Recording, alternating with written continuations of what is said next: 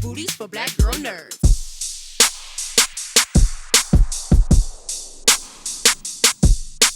Thanks, guys, for your time. I really appreciate it. Hi. Hey, Hi.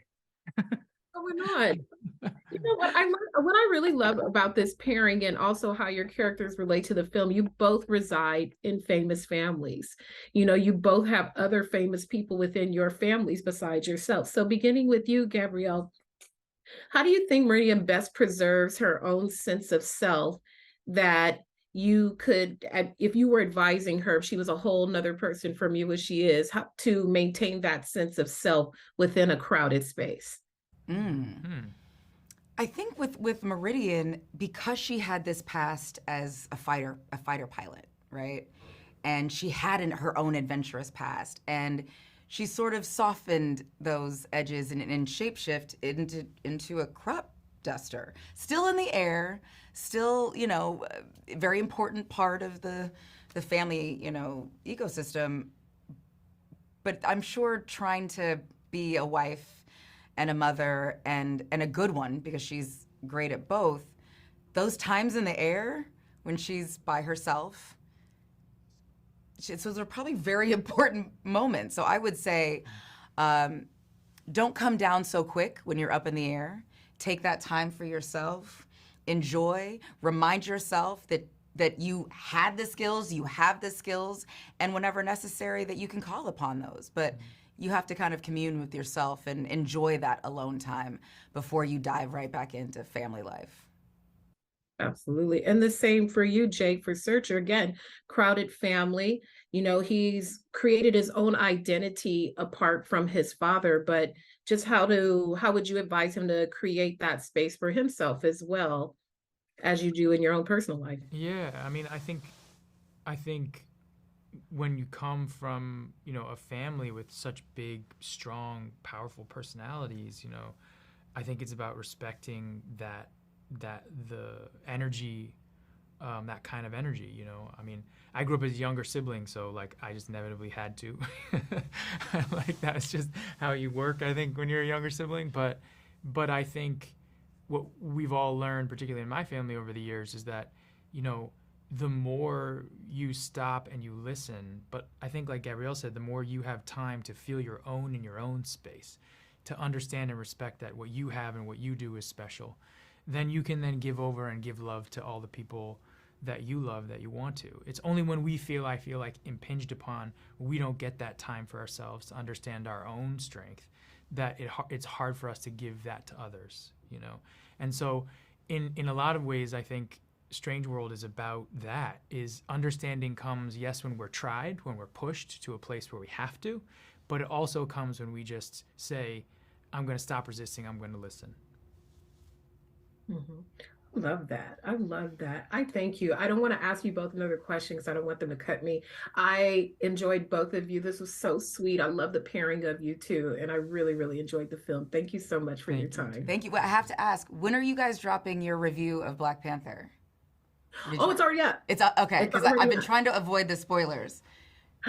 Oh yeah, it's already up, and a lot of that. Okay, because I was trying to avoid, but I am curious to hear y'all's review. So it's safe to look now. Oh yeah, it's safe to look. It's spoiler free. Okay, perfect. Thank you. Hi guys, thank you so much for your time. I appreciate it. Let me just say, I'm all in for anything generational. I told my 89-year-old mom and my 19-year-old daughter all over the place, went to Disneyland on Friday. So this story was very, very sweet and special to me. So Jaboukie, I will begin with you. Why do you think that the relationship between grandchildren and grandparents is so vastly different between parent relationships? Because I feel like my daughter can get away with anything. And in this case, Ethan has, his own energy, his own way that he wants. What do you think is the essential difference between those relationships? I'm not a grandparent, but I can say as a grandchild from my point of view, I think it's that you get all the fun of parenting with a lot less of the responsibility.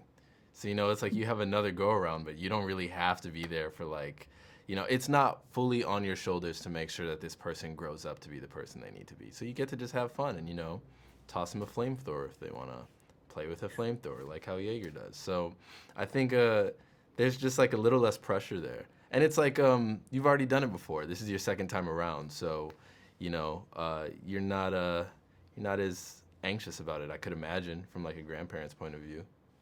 So, yeah. Yeah, I think that grandparents are, I'm not one yet, but I think I had a great relationship with my grandparents too. It seemed like they had a different point of view of me.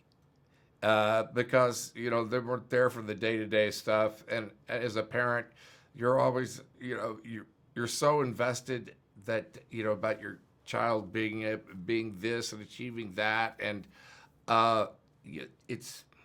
there's a different point of view from a grandparent because they're more chilled out at that point and a little bit more wisdom and able to kind of see the person as they are.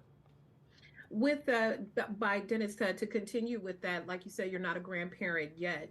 So what wisdom do you think you can take from Jaeger that maybe will help you when you get to that grandparenting stage one day? Well, Jaeger is maybe wise in some ways, but he really does learn the lesson of letting people, letting his son accepting who he is and him as what he wants from life, and to let all that go, and he doesn't need to be out there on the edge of existence to prove anything to anyone. It's about being there for others. Mm-hmm. And Jaboukie, for you, lastly, what wisdom can you take from Ethan about living your own dream, observing other people's dream, and letting them be true and authentic to who they are? What did you draw from that? Man, I think the beautiful thing about being able to play Ethan was that a lot of those things I had, just even getting to this point in my career, like, dealt with myself, he wants to be an adventurer and like go on these big adventures and all this, but that's not really what is in front of him in his day-to-day life. And that was kind of like how I felt pursuing comedy and, going into entertainment and things like that. So I think on that level, I already related to him. But then I think something that I learned is just, being open to adventure, being open to going even further, going even more into the unknown. For sure. Well, I loved it. It was so sweet. And Thank you. I really, really enjoyed you guys and the story as a whole. Thank you so much for your time. Thank you. Bet. Take care. Thank you, gentlemen, for your time. I appreciate it. I'm a huge fan of generational anything. I told my 90-year-old mom and my 18-year-old daughter everywhere I go. We were just at Disneyland on Friday. So I like anything that crosses the generations. Keep beginning with you. I look at how the dynamic between father, sons, grandpa, grandson, it's a very different relatability. Which relationship do you think has the greatest divide? Because sometimes age is not the greatest divide between how we connect with each other.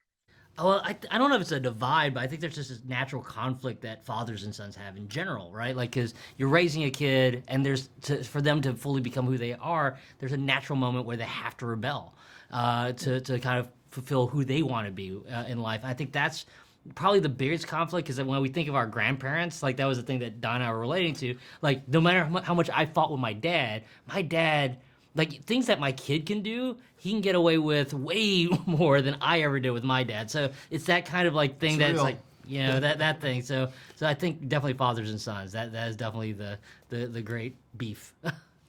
Don, is that fair to say? Is that your same opinion too? Oh yeah, great yeah. Can always get away with more. Absolutely. You see it all the time. And my sister and I, we almost, make fun of the fact that how much our kids, get away with the grandparents based on what we used to get away with. I'm sure I'll probably be the same way with, if I'm lucky enough to be a grandparent someday.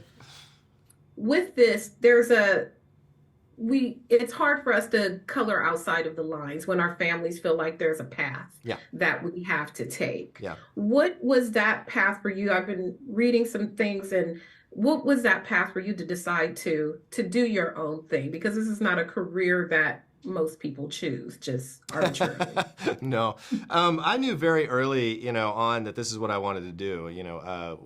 I drew all the time. I was influenced by storytelling and Disney stories, and that was always my goal, is to work at Disney. And, the Ethan story in the film definitely reflects my story, where my dad is a farmer, and, he was teaching me to farm. And at a certain point, the deeper I got into it, the more I realized it wasn't for me, and my path was animation. And we had to have that conversation. Not as dramatic as what's in the film, but that was very much my story. And so the Ethan story is very, very close to my own. Mm-hmm. Roy, how about with you? Again, a career path, like maybe not as dramatic as it is in the film. What about your own journey to even choose this? Because I think of my youth, I wouldn't have known what a producer was at that time, and then just going into that direction. Yeah, I think that, early on, I knew that I wanted to be involved with storytelling. And from a generational standpoint, my father was like, "Are you kidding?" He was a first-generation American and was very strong, but very loving. And fortunately, I was able to kind of, wend my way through a career that I think has just been absolutely wonderful. And this film, I think, for me, is just one of the culminating aspects of that career. It's just such a great story and heartfelt and yet action-filled. Mm-hmm. Well, I'm going to lean in close. So hearing me and the 3 generations of women here. Oh, wow. Nice. That's great. And my mom wrote the Incredible poster at 89, and she lived to talk about it. So it was awesome. Great. Yeah. Awesome, like this film. Thank you guys for your time. It's really, really beautiful. I love the story, and I appreciate your time. Thank you you so much for the kind words. Appreciate it. Sure.